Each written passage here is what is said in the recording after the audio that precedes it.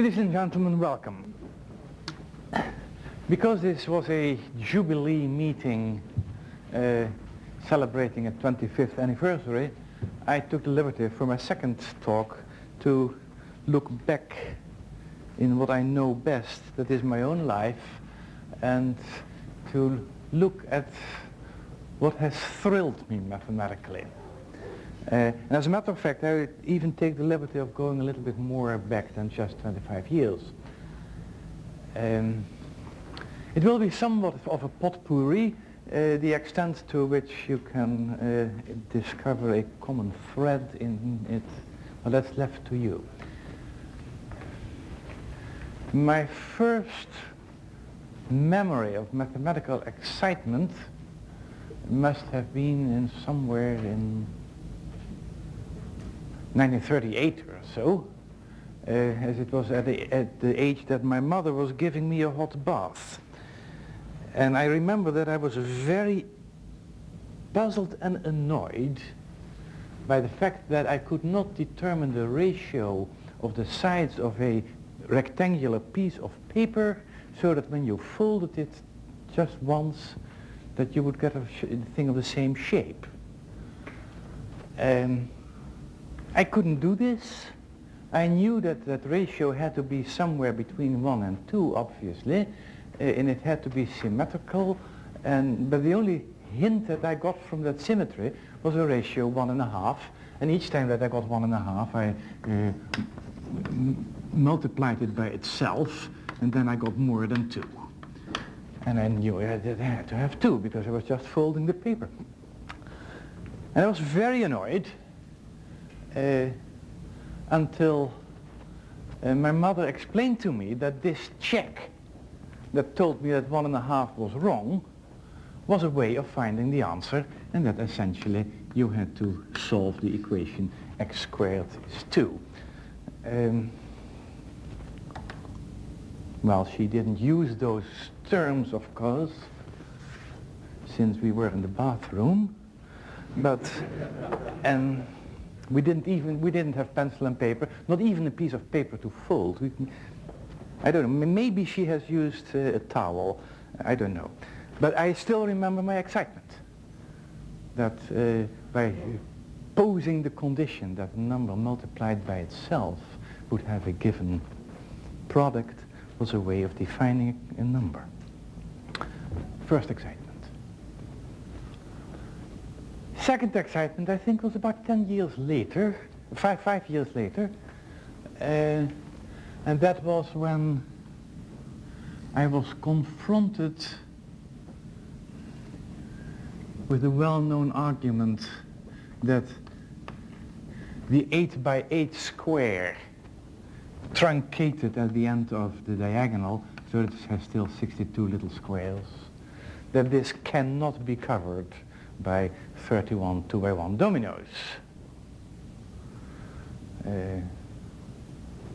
Particularly if you try to demonstrate the impossibility by trying all possible ways and observing that none of them works, then you quickly come very much impressed by the power of the counting argument. And the counting argument is that indeed you should color this as a chessboard. Realize that, first of all, no matter how you place your dominoes, they cover an equal number of white and black fields. However, the 2 fields removed have the same color, so in the figure that has to be covered, there the 2 colors don't balance and you can't cover them. I was very much impressed by that counting argument. That was about 43 or so. I'm making 5-year jumps because now I am in 1948.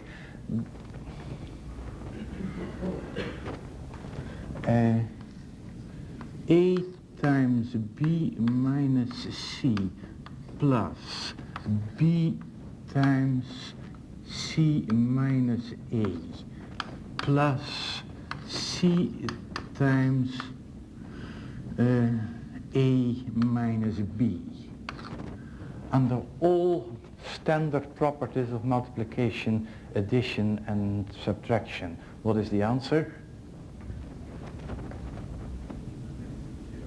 Yes, thank you. A number of years earlier, I had been shown the proof that the altitudes of a triangle are collinear. And the argument is this. It's an ugly, very ugly argument, you see. Here we have A, B, and C, and we have an altitude. And now we make another altitude. Yeah.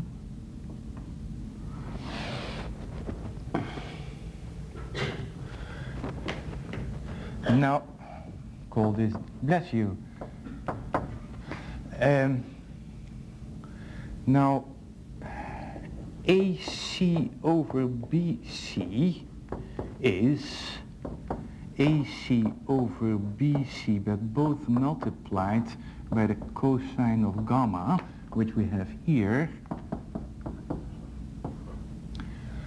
And AC multiplied by the cosine gamma is DC, and the other one is EC. In short, triangle ACB is similar with DCA, and hence we have here a corner beta and there a comma an angle alpha. Similarity of triangles. Here you do it with the last one, and for the same reason you will derive that this angle is beta. Hence, the altitudes of the big triangle are the angle bisectors of the small one. The altitudes of ABC are the angle bisectors of FED. The angle bisectors go through a single point. That's trivial if you define them as the locus of points with equal distance from the sides of the angle, and hence the altitudes of a triangle go through one point. Now this is a very ugly proof. It's very indirect, and moreover, if you really wish to prove it, of course, you should also analyze that all this is okay for a triangle with an obtuse angle. And I would like you to appreciate that for a non-degenerate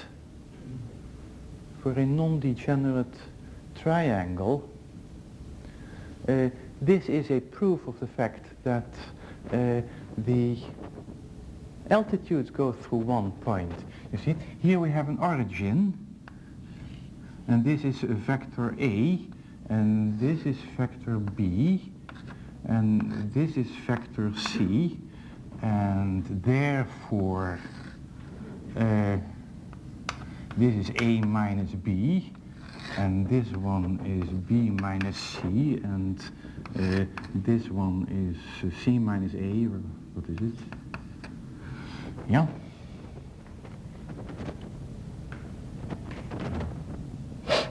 Or plus or minus, doesn't matter. The fact that the sum of these three quantities is 0 tells us that if two of these values are 0, so is the third.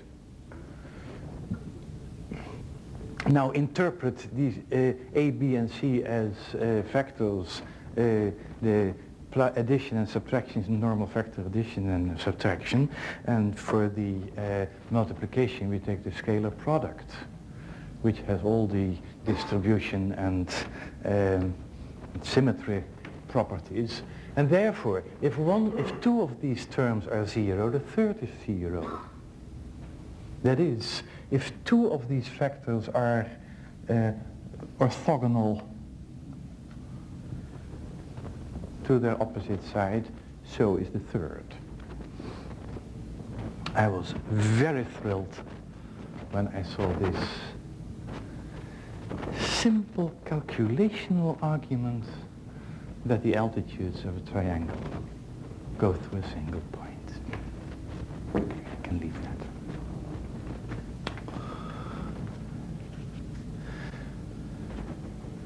Now the steps become a little bit smaller because my next thrill I had in 1951, and I'm glad to report it here, not only because I got the thrill in Cambridge, but even more so because the author of the thrill is in my audience.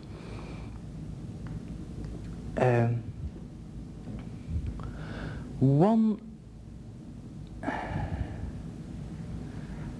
of the annoyances of my high school years was that I had several tables of logarithms. I had even an old, very thick, high precision one, which had been inherited from my mother. And I had played lots with it, and I knew how you could use a logarithm table at good advantage. But no one could give me very clear indications of how several centuries earlier those logarithmic tables had been computed. The rumor was that people knew that the logarithm of 1 was 0 and the logarithm of 10 was 1, and hence the logarithm of the square root of 10 was 0.5, and so on. Yeah? Anti-logarithms was a term that we... And the suggestion was that by repeated computations of square roots, numbers with known logarithms had been computed, and that as a result from, with interpolation, the logarithmic tables had been formed. To the best of my knowledge, now, that rumor is correct. I knew how to compute square roots with pencil and paper, and it was a process that I didn't like at all.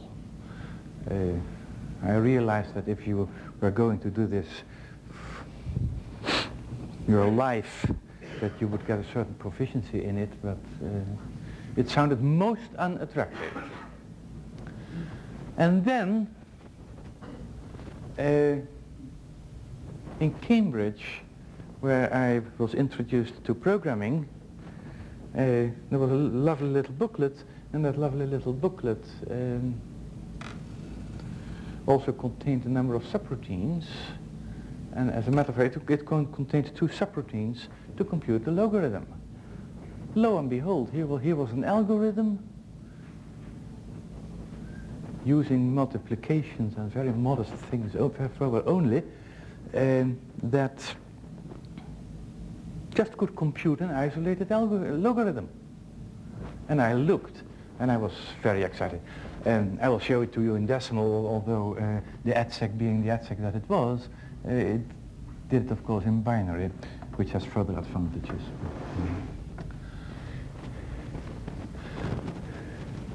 What do we know of the logarithm, the decimal logarithm of a number? Well, the integer part. You see, because from here till there the logarithm starts with 0, something, and from 10 to 100 they start with 1, something, and from 100 to 1000 it is 2, something, yeah, and then it's 3, something. That is, for a number less than 10 to the 10th, we see the leading digit of the logarithm at a glance. Now suppose that we wish to compute an arbitrary logarithm of 2. Wish to compute logarithm 2, yeah? Well, the logarithm of 2. Well, start with 0. Yeah, A, B, C, etc. Now everybody who has ever programmed for a binary machine on a level at which you needed to know that it was a binary machine and wanted to write a routine that, given the binary representation of a fraction, would give you the decimal representation of that function, he knows how to compute the digits A, B, C in succession. You see, A is quite simply the entier, the first digit.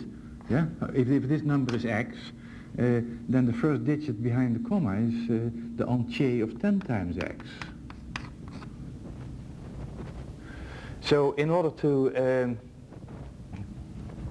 we define that A that we are looking for as the entier of 10 times the logarithm of 2. But that is clearly the entier of the logarithm of 2 to the 10th. But that we can compute. It is the entier of the logarithm of 1024. And since 1024 is in that range, has 4 digits before the comma, the logarithm of 2 starts with 3. Okay. So and then you remove that and ask your question, what is the B? Well, in the meantime, the removal of that 3, now you have to raise 1,024 to the nth power, and then you'll discover that you are still under 10, so it is 0. Yeah? And that number, again, you raise to the 10th power, and then you discover that you are just above 10. Yeah? And the decimals of logarithm 2, 3, 0,30102, they come out of it one after the other. Lovely, lovely, lovely. Now David Wheeler is the author of this routine. Only wherever I said 10, you should replace it by 2. Great excitement. 1951. The next excitement is a story that has been attributed, rightly or wrongly, to the late Stanley Gill.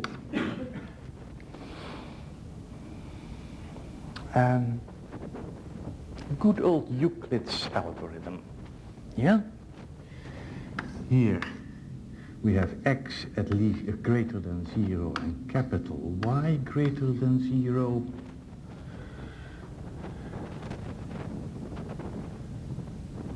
And our algorithm is the following: x comma y becomes capital X comma capital Y, and in doing so we establish that the greatest common divisor of x comma y equals the greatest common divisor of the lowercase x comma y, and x positive and y positive. A relation that will be maintained by the following program. Well, I leave some room. Sorry. If x exceeds y, then x will be decreased by y. Alternatively, if y exceeds x, then y is decreased by x. These tests guarantee that little x and little y remain positive. The sum decreases Therefore the program terminates. When it terminates, both guards are false. So x is at most y and y is at most x. That is x and y are equal. And if x and y are equal, then we know that their greatest common divisor is, yeah, what is it? X or y. We'll print it, yeah?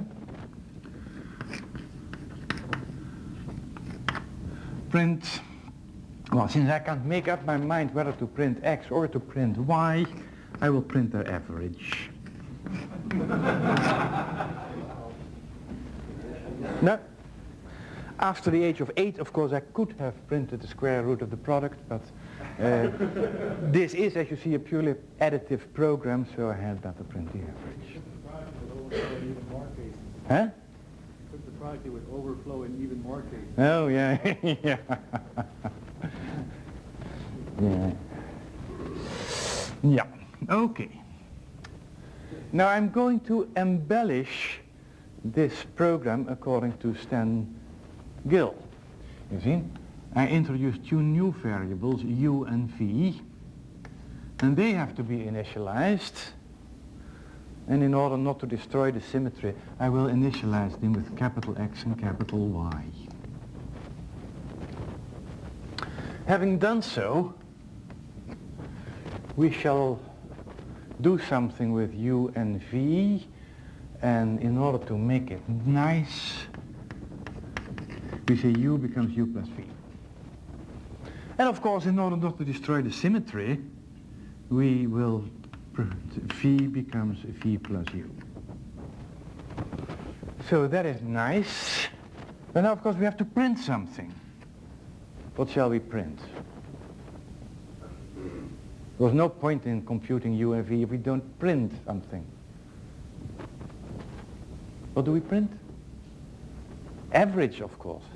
You are dull that you don't guess this. Print.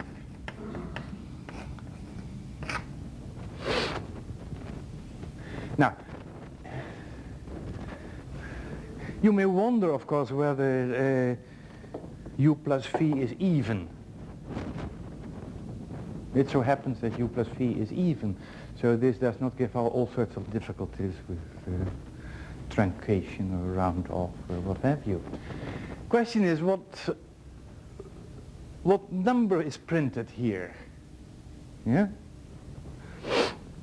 Now, this is the greatest common divisor of capital X and Y, and this prints the smallest common multiple of X and Y. Ain't that charming? Now the argument that it does so, see?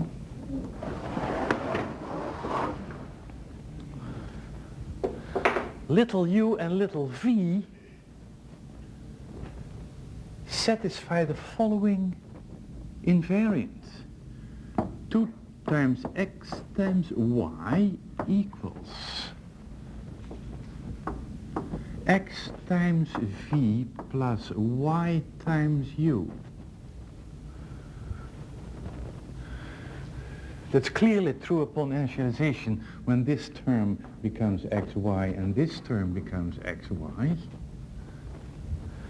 Furthermore, it remains invariant during such an assignment, you see, because in this assignment, when x is decreased by y, this term changes by minus y times v.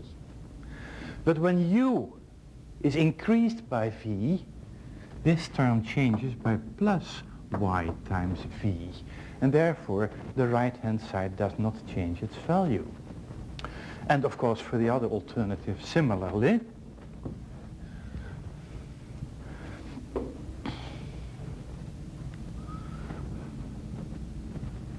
now, upon completion, both x and both y are equal to the greatest common divisor. Divide both sides by it, and you find that 2xy over the greatest common divisor of x and y is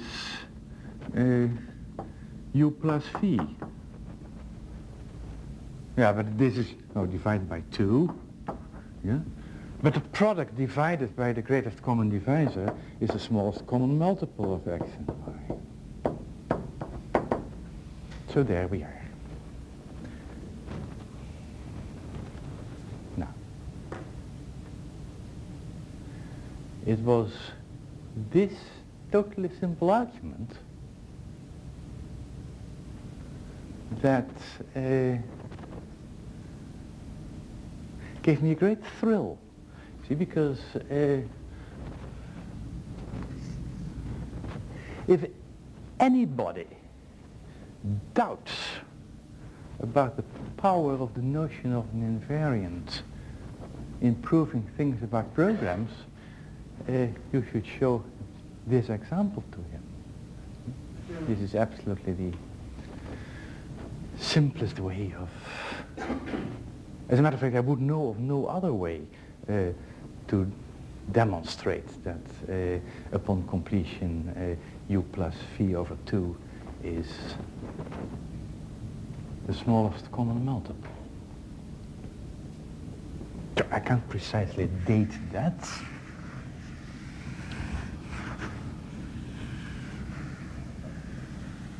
You start out with v equals 0, then you don't have to divide by 2, is that correct? I never do that because if one of the numbers is 0, then... No, I mean, instead of saying uv equals xy, set uv equals to x comma 0, then the invariant becomes xy equals... Yes. Yes. But that would destroy the beautiful symmetry. Okay. We would never do that. We would never do that. Not so last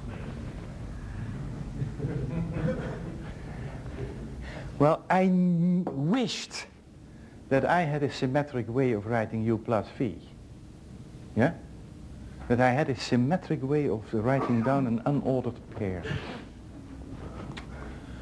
Okay.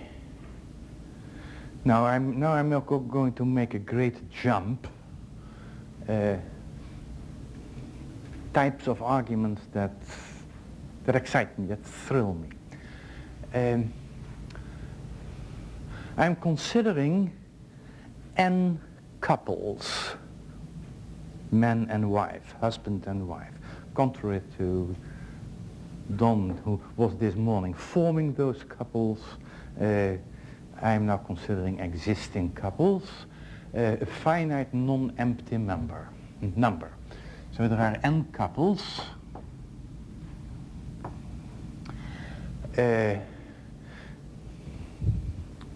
I allow myself a single some linguistic liberty. This morning we heard about stable husbands, although it was really something else that was stable. In this building there are such things as disabled toilets. I'm going to talk about male age and female age. Yeah? Okay. The given thing is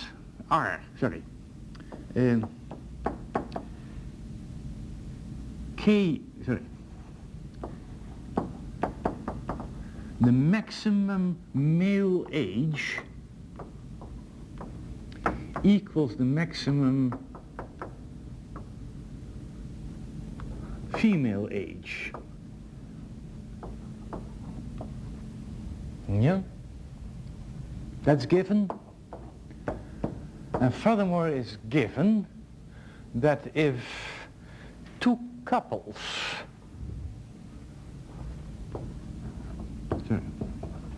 after a wife swap between two couples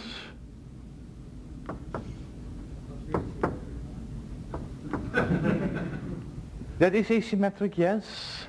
In the United States you get in trouble if you do this, but I have decided to be a politically most incorrect teacher. So after a wife swap between two couples, the two new combinations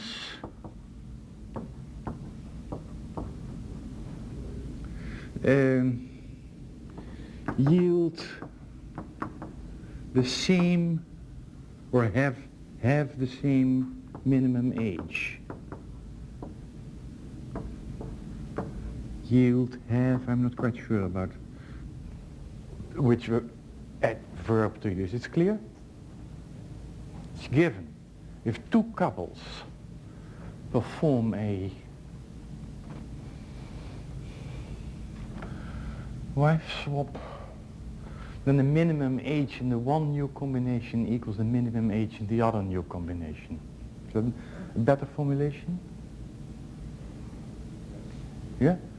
Okay, then I will rephrase that. Yeah? The minimum age of the one new combination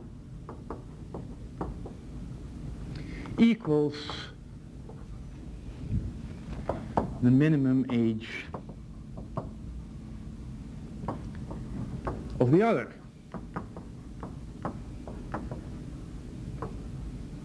New combination.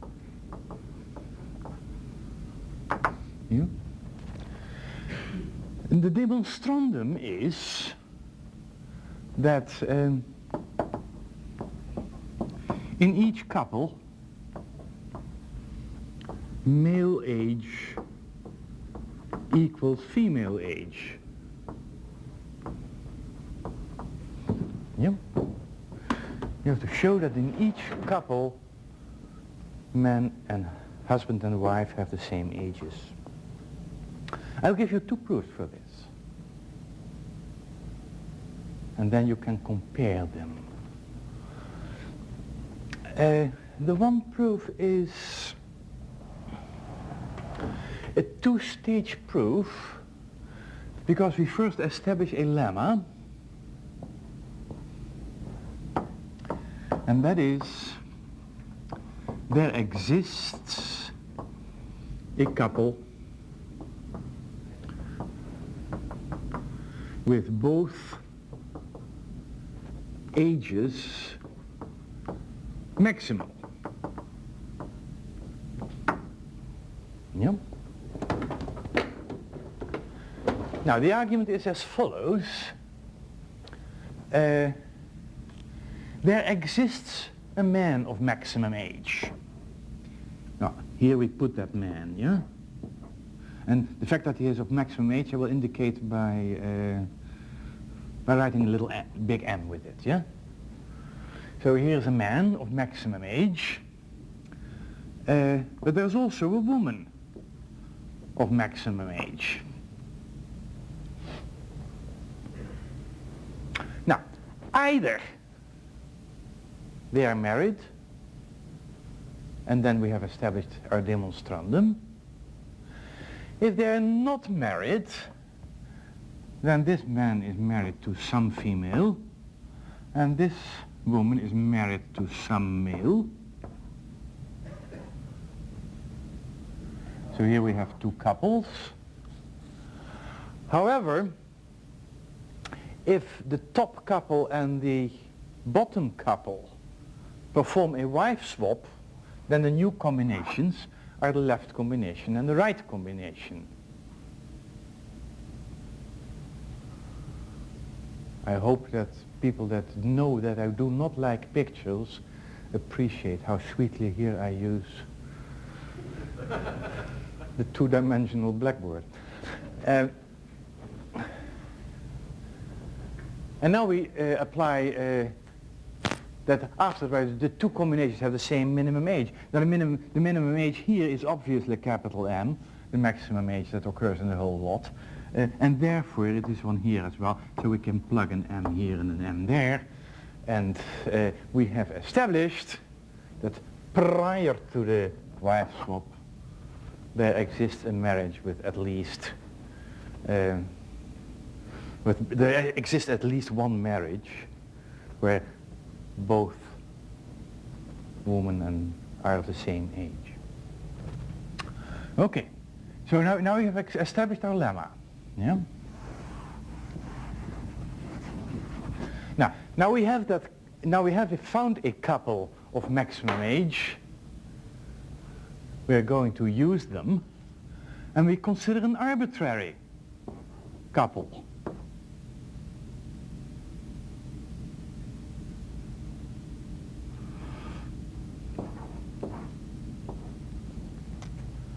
Now we have two couples, the couple of the maximum age and an arbitrary one. Okay, we perform the wife swap, and we have a left combination and a right combination. Well, if this has the age f, little f, and this has the age little m, then the minimum age here is little f, and the minimum age in the other combination is little m. But we are told that they are equal. So we see that of the new couple, the ages are equal. End of proof. Everybody buys this argument? I'm not sure, but... Huh? Yeah? Some of you at least buy it, yeah? I hope.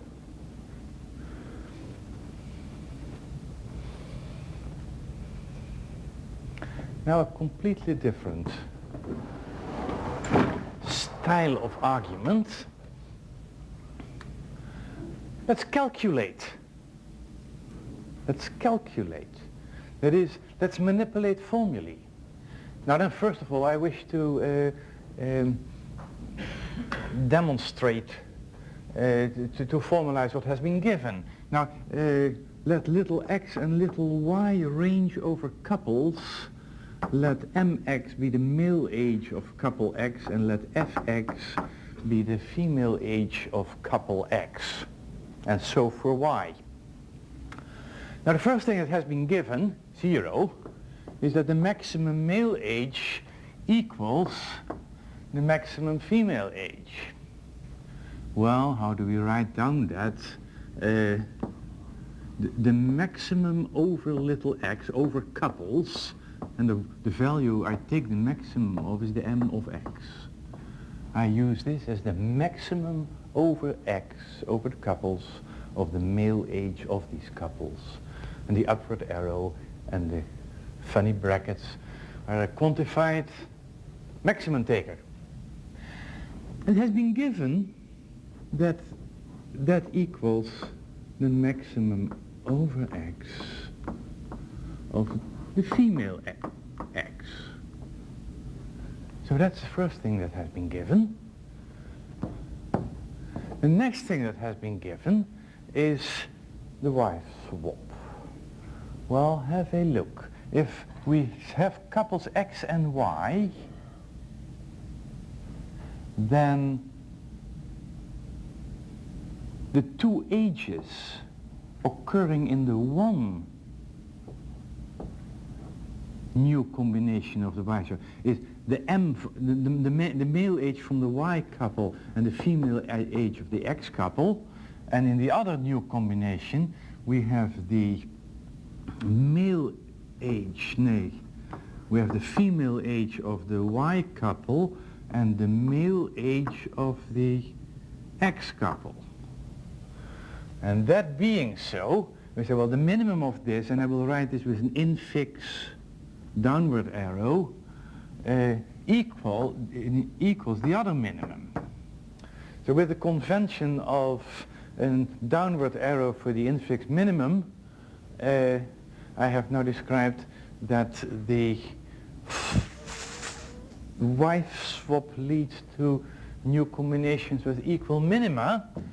Now be careful, the original statement, verbal statement as there is, tells you this for x and y different. So it has been given that this holds for all x and y such that x differs from y. However, if x equals y, then it also holds for reasons of symmetry of the minimum operator. So this is unrestricted for all x, y. And now the only thing I have to do is to compute that mx equals fx for arbitrary x is true. Am I going to do that? No, I'm not going to do that. I'm going to compute that m of y equals the f of y for arbitrary y. Now, how do we do that? Well, my proposal is to rewrite this expression without changing its value. So I'm going to transform this expression to value preserving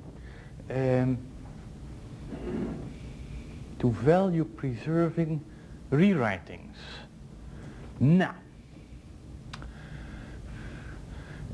to start with, we will just rewrite the left-hand side without changing its value, and we will rewrite the right-hand side without changing its value. Now, what is the purpose of that rewriting? The purpose of the rewriting is to get these things in such a shape that I can use 0 and 1.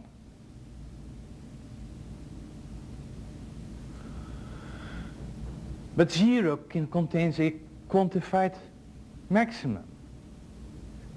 So I can only do it if I seek a possibility of introducing a quantified maximum. 1 contains an infixed minimum. So I can only appeal to 1 as a rewrite rule if I succeed in introducing somewhere an infixed minimum. Now,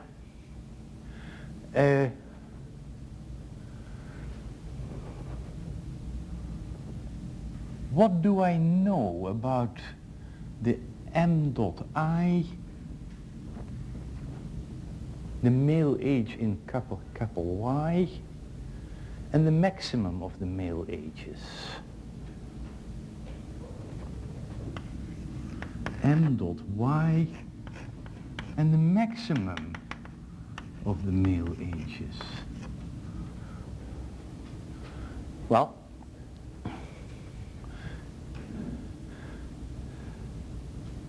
since this is from one of the couples and the maximum is taken over all the couples, this maximum is at least m dot y. But in general, if A, the statement A is at most B, is equivalent to the fact that the minimum of A and B equals, the smallest one, A.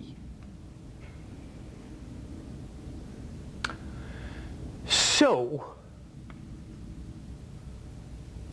we come to the conclusion that on account of the up-down calculus, and in fact we use the law of absorption,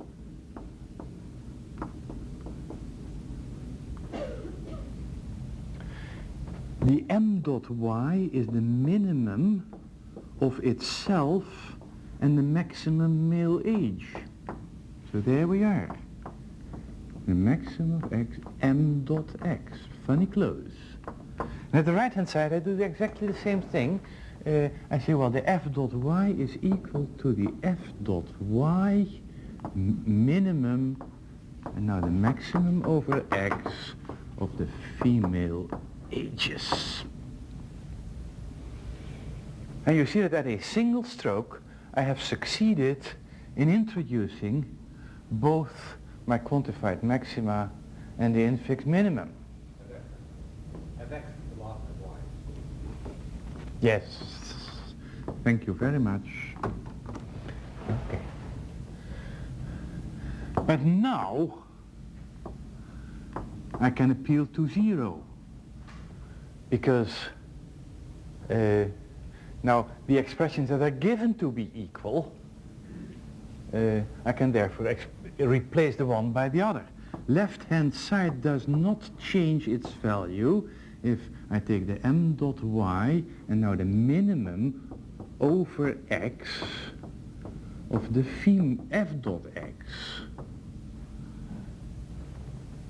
equals, and in order not to destroy the symmetry, I replace that one by not the maximum female age, but the maximum male age. So now I've used 0. Now I have to use 1. Oh. Well, 1, I can only use that when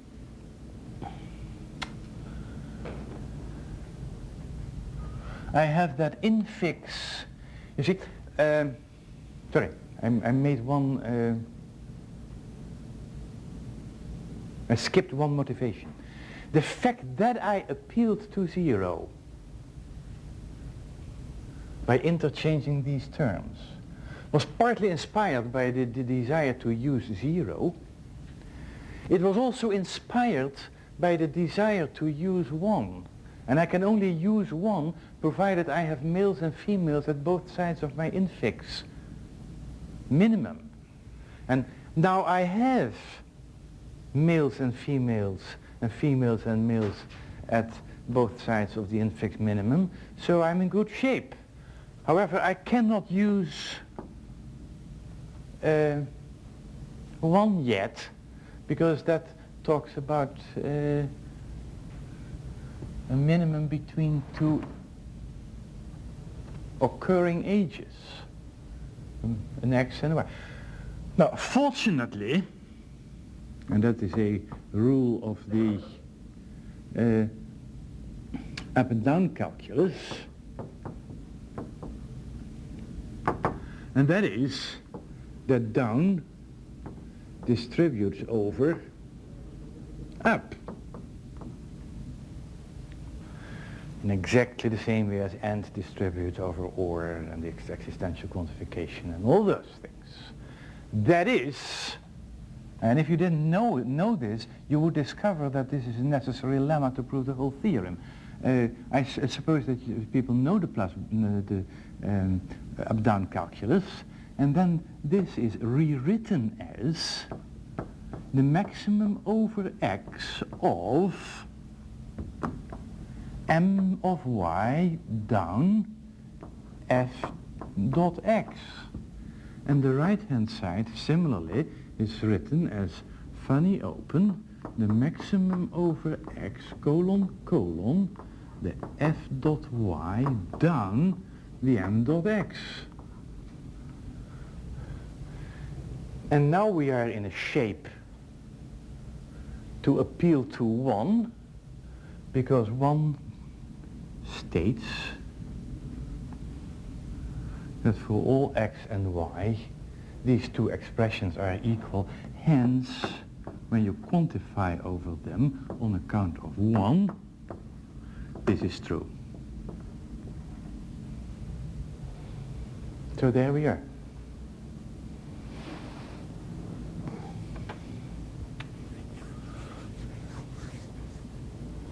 Four steps, 2 appeals to the up-down calculus, and 1 appeal to each given once.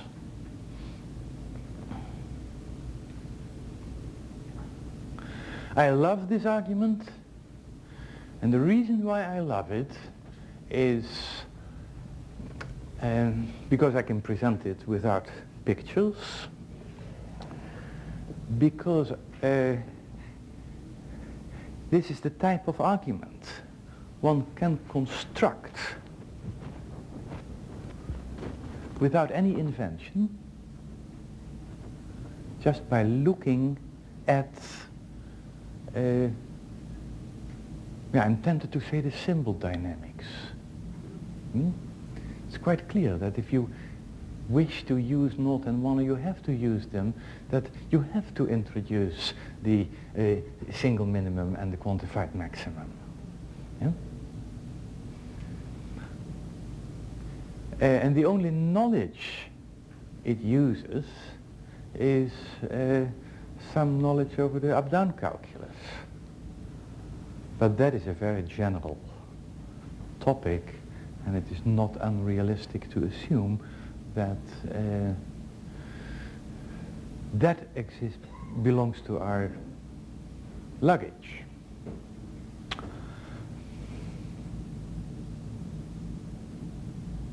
Yeah. Well, that is about it.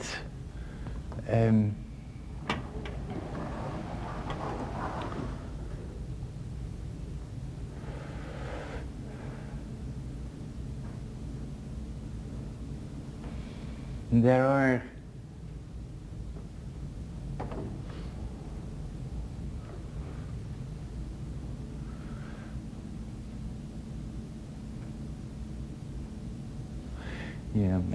there's one thing that I would like to point out, and that is that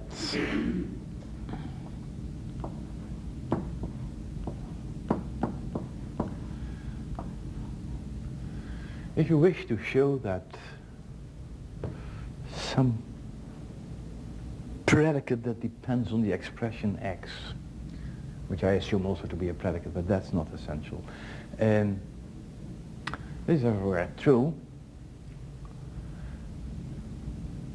then in the case that f is monotonic,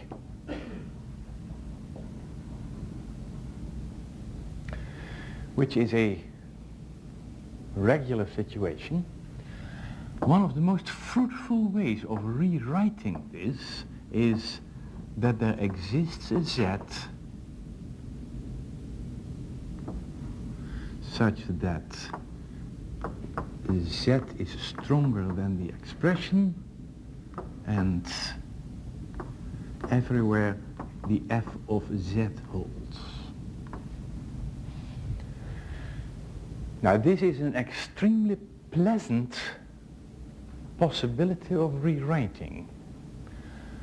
The reason that it is so nice is that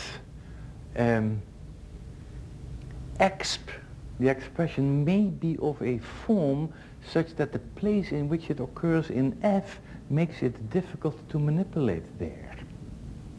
However, here we have exp as the right hand, as the consequent, and in that uncomfortable place we now have a variable. And that gives you the room for lots of manipulative possibilities. In particular, it gives you the freedom to choose a nice z. For instance, we choose the strongest z that satisfies this condition. Because the stronger you choose the z, the easier it is to demonstrate this. Now you see, of course, now you say, but that strongest set, in order to apply the trick, that strongest set has to exist. Yes. I have encountered many theorems where, in order to prove this, the existence of a strongest set satisfying everywhere f is an essential part of the theorem. With another f, you cannot prove this. So another way of looking at this is that it is a way of exploiting the fact that this viewed as equation in z has a strongest solution. Similarly, now you can also rewrite it as for all z such that the exp implies z, the f of z. This rewriting is indicated if exp has such a shape that you can nicely manipulate formulae if you, with exp in the antecedent but not in the consequent.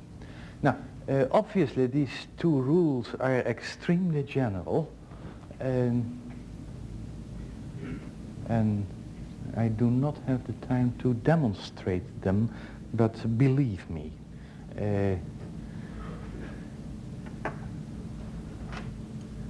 if you apply them, then the existence of a strongest solution for this, that of course smells of the Galois connection, and the whole apparatus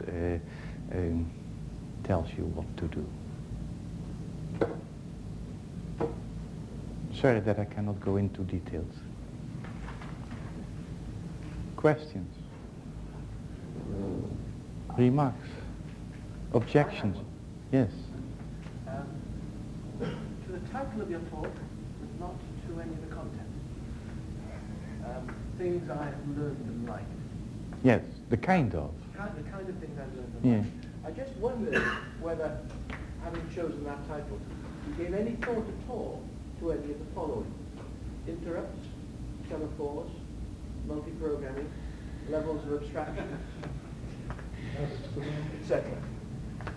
Yes, I did. And I decided not to mention them. Would you like to explain?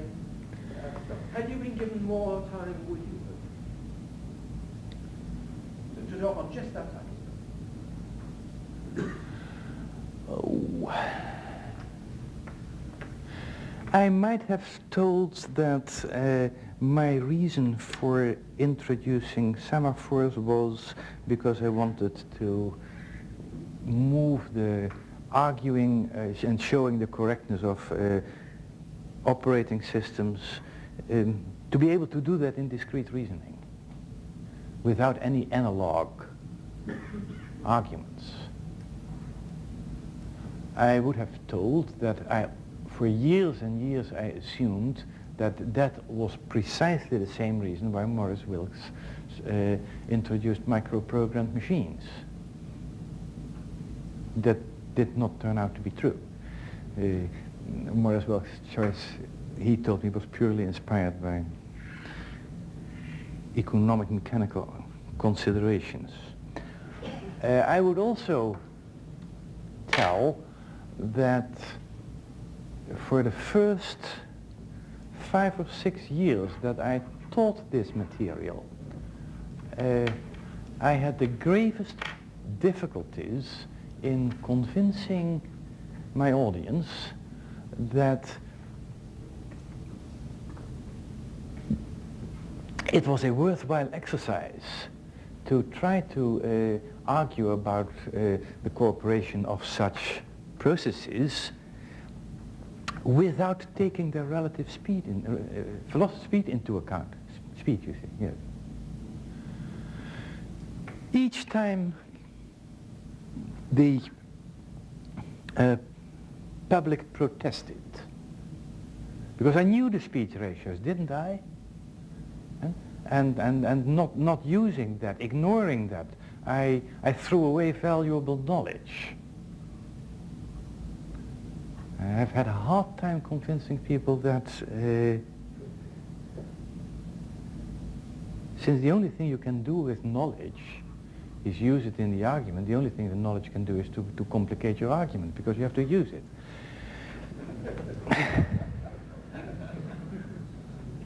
it. Nowadays, well, we can argue two ways. Either we can say but that communicating and cooperating processes with roughly undefined speed ratios is a familiar abstraction, and therefore people don't protest anymore. But I think that the explanation is a little bit more encouraging, and that people don't protest because they are more aware of the fact that we have to abstract. I hope so, at least. So that will be